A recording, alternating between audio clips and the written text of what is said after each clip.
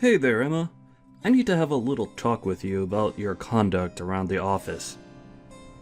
Do you realize that you're just a regular employee, right?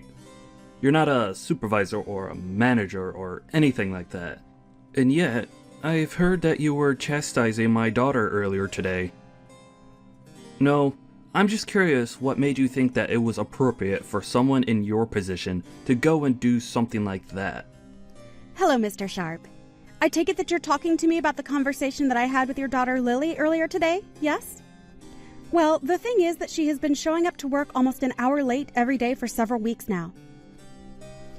And while I'm not an official supervisor, I was tasked with looking after her while she learns the ropes of the job.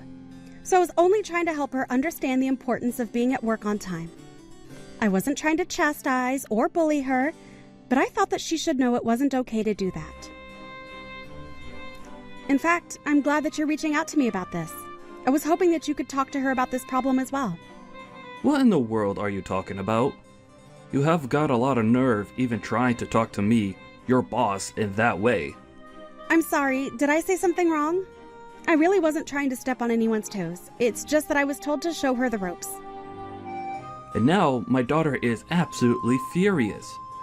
Tell me, do you talk to my daughter in that same condescending tone when you try and show her the ropes? You should know that I'm her father, and I know very well that she's a capable worker who doesn't need someone of your standing telling her what to do. I'm sorry, but are you telling me that I shouldn't have told her to stop showing up to work so late every day? I'm the head of this division. Don't you think I'm already aware of when people are showing up on time and when they're late? If I had a problem with my daughter showing up late, then I would say something about it. Didn't that thought ever even cross your mind? I'm sorry, I'm really confused here. Are you telling me that you're okay with your daughter acting this way around the office? I'm telling you that you have got a lot of nerve thinking that you can go and yell at my daughter about how to do her job. You're nothing but a little peon in this company. You're a replaceable worker drone who seems to have forgotten their place. Mr. Sharp, I'm really sorry if I've done something wrong. I didn't mean to overstep my authority, but I don't think there's any need to talk to me like this. I only told your daughter what I said because I was tasked with showing her how things work around here. Can we please just calm down and try to think about this a little more rationally? I mean, would you be okay with any other employee showing up that late? You've warned plenty of others not to be late. I was only taking after your example. I don't care what you thought you were doing. The fact of the matter is that you talked to my daughter like that and now she's upset. So clearly, you don't know how to handle helping other employees if all you do is make them cry. What did you even say to her that made her so upset? Mr. Sharp, I really don't know what to say to this except that I feel that this anger is really uncalled for. I really don't think there's any need for you to get this upset over what I said to Lily. And I'm sorry, but I still don't understand why you're even this upset with me to begin with. I was asked to oversee Lily as she starts working here. I have seniority over her just by virtue of how long I've been in the office. I really can't see how I did anything that would be considered inappropriate given my position in the company. Well, it sounds to me like someone needs to remind you of how things work around here. Or are you just gonna keep up this backtalk until I have no choice but to fire you? Are you really threatening to fire me just over this? I think that's a little extreme, don't you? But if the problem you're having is that I was the one who spoke to your daughter about being at work on time, then maybe you could talk to her about this problem. I think she would be more likely to listen to you anyways. Does that sound agreeable to you? Oh, so now you're trying to tell me what to do as well? You really just don't know when to shut your mouth, do you? Okay. I see that I've misspoken, and I'll make sure that nothing like this happens again. I'll return to work now.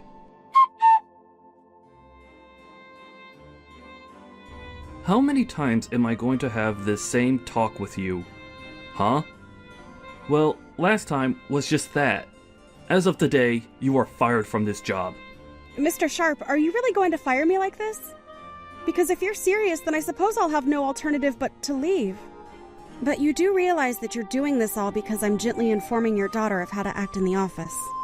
Is that what you call all the horrible yelling and chastising of my daughter? I thought I already warned you about not doing that. But if you're not going to listen to a direct order from your real boss, then it's obvious I have no choice but to let you go. I just hope some trash like you learns how to listen to your superiors one day. I guess we'll just have to see who the real piece of trash is, won't we? Excuse me? What did you just say to me?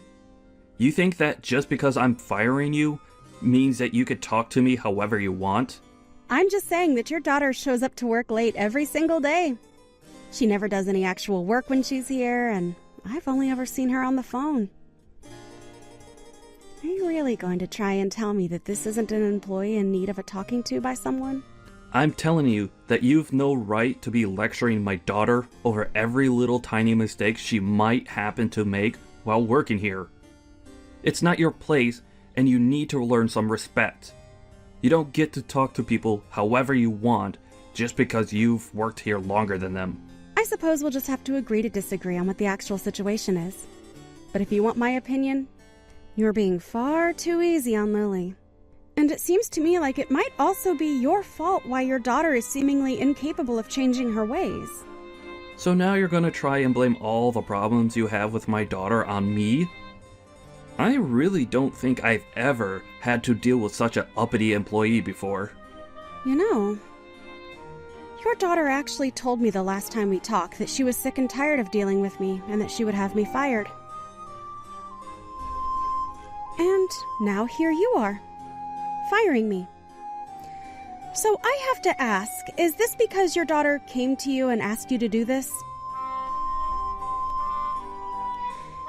And if she did she ever bother explaining to you why it is that she was being talked to by me in the first place? Oh, this problem is much bigger than just you and my daughter now. If you really think that you could talk to your boss the way that you've been talking to me, then it's clear that there's just no place for you here. I don't ever want you to even step foot into this office building again. Do you understand me? You are fired effective immediately. Well, okay then. If that's your final decision, then I won't spend any more time arguing my case. May I ask what you're going to tell HR and our managers about my firing? Because I think it might be difficult for you to merely be doing this because of how I treated your daughter. So, I'm just curious how you're going to present your case against me to the higher-ups in our office. And just why in the world do you think I would type out everything I'm going to say to them here for you to read? I'll find a good excuse to tell them that will make them all go along with my decision. I'm in charge of this department, and what I say goes. The only person at fault here is you for daring to try and argue with me after I warned you to stop going after my daughter. I'm sorry, but I really think that I've been very calm and collected this whole time. The only one throwing around insults and using aggressive language here is you. Oh, why am I even bothering to talk to someone that I've already fired? Can't you just shut your mouth, pack up your desk, and leave already? I already told you that I never wanted to see you again. Okay then. I understand. If this is how things are going to be, then I'll leave the office today. Finally! At last you realize that even when fired, you still have to listen to me. I'm the boss in this part of the office, and my word is law. You wouldn't stop scolding my daughter, and now you're going to pay for ignoring a direct order from me. Now, get out of here and never ever come back. I understand. I also understand that you're incapable of seeing things objectively and that you're not suited for the position that you have. So, you should know that you are going to regret doing this. I will make sure of that. You're telling me that you're going to try and make me regret firing you? And just what do you think you can even do against me now that you're fired, huh? Besides, I'm in charge here, so what I say goes. It's literally impossible for me to make a bad call because I'm the one who is in charge. Yes, you are the one in charge, and that's what's going to come back to bite you. Anyways, I'll be taking my leave now. Hello, Mr. Andrews. I saw the message left on my desk that you wanted me to send you a message to talk about something. What can I do for you today? I was just wondering where in the world my granddaughter has gone to. I'm sorry. I don't think I'm quite following what you mean by that, sir. Well, it really is quite simple. I'm talking about my granddaughter. I want to know where she's gone. Did something happen to her? I've been asking around, and everyone has been telling me that I should be talking to you about this. So, I would like an explanation of exactly where my granddaughter has gone to, Eugene. In fact, why don't you explain yourself to my face? I want you in my office right this moment. But sir, I'm still really confused. I don't know what you're talking about. I don't even know who your granddaughter is. Are you blind? Or just illiterate? I said that I want you up in my office to explain yourself to me right this second. Yes, of course, sir. I'm sorry for not leaving right away. I'm already heading towards the elevator as we speak.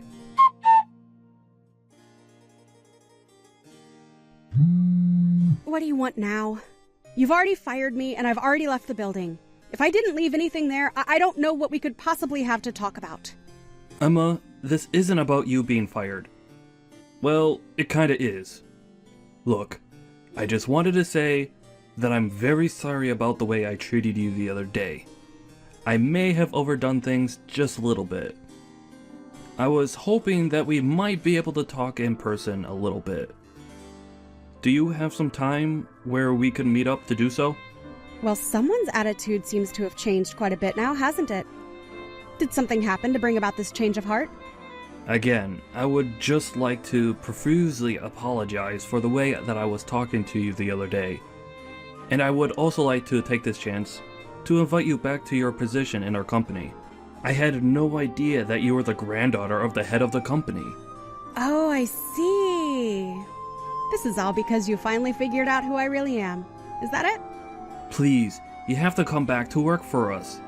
Your grandfather ordered me to bring you back to the company at once. Nah, I'm good. Thanks for the offer, though. What do you mean? You mean that you won't come back to work for us? You don't want your job back? I don't really see what the big deal is. I mean, I only left the company in the first place because you were telling me to. And now you're going to come back to me just 3 days later to try and beg for me to come back? But I apologized for what I said. I really didn't mean to fire you.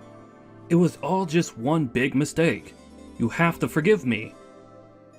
Your grandpa actually just came back from a long business trip, and when he arrived back to the office, he was really upset.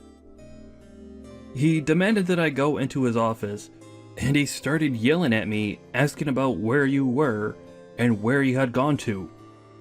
It was only then that I realized who you really were. I really had no idea about any of this, so please, you have to forgive my ignorance. Well, of course you didn't know about who I really was. After all, I was hiding my identity for just about everyone. Well, then that just shows that I was truly acting out of ignorance. I really had no idea at all that you were directly related to the head of the company. So please, I'm begging you, again, to come back. Your grandpa is very upset that you were let go from the company. Let's make something clear. I wasn't just let go. You fired me from the company, remember? I don't think my grandpa is upset. I think you are. Well, yes. Okay, I suppose I am the most upset out of everyone here. So please, you have to come back.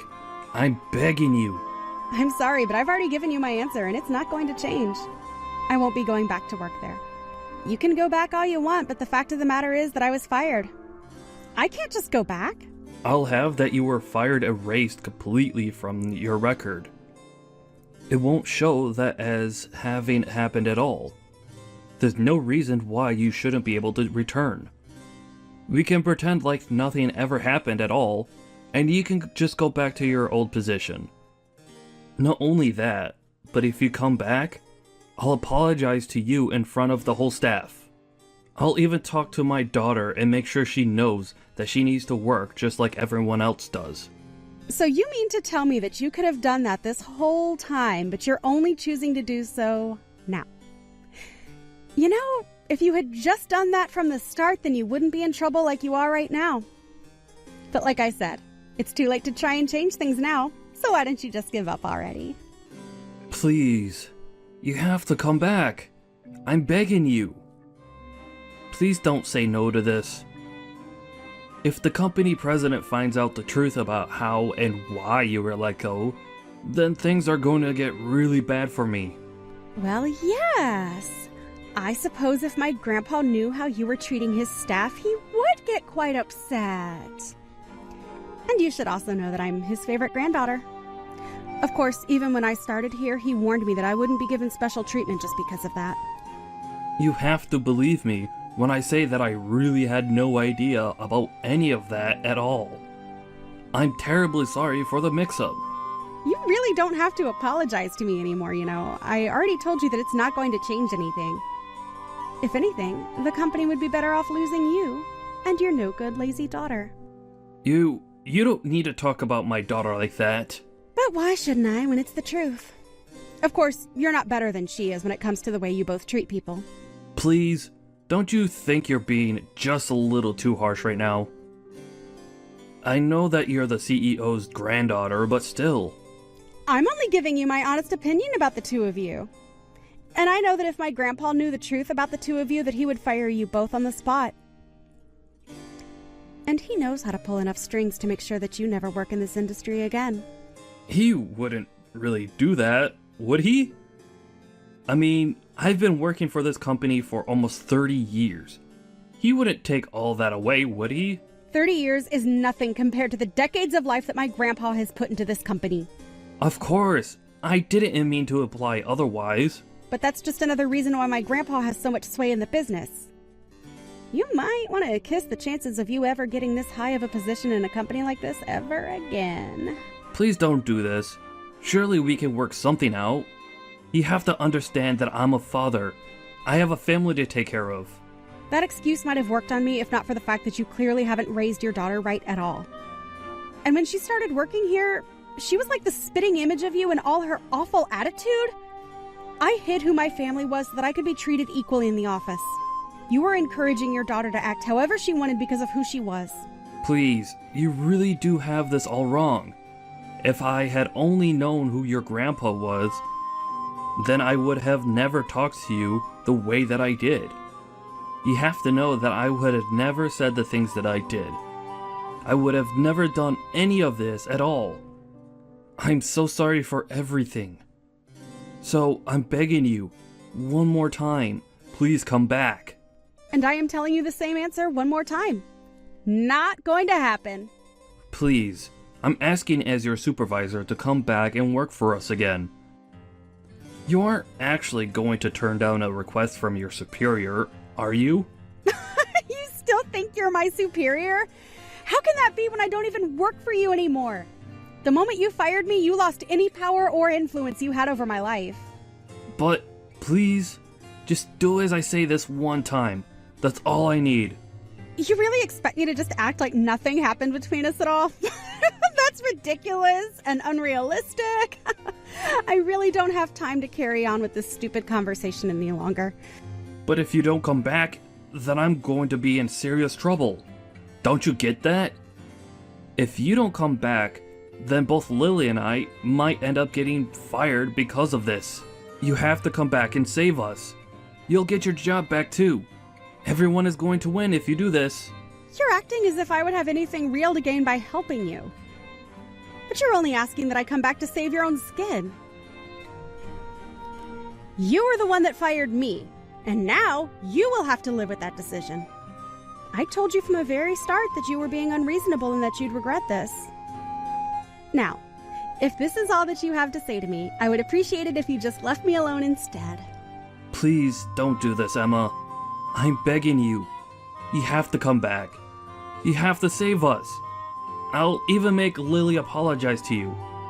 We're both begging you to come back. And I'm telling you that you can keep your worthless apologies to yourself because I don't want them. Anyways, enjoy what time you have left at the company.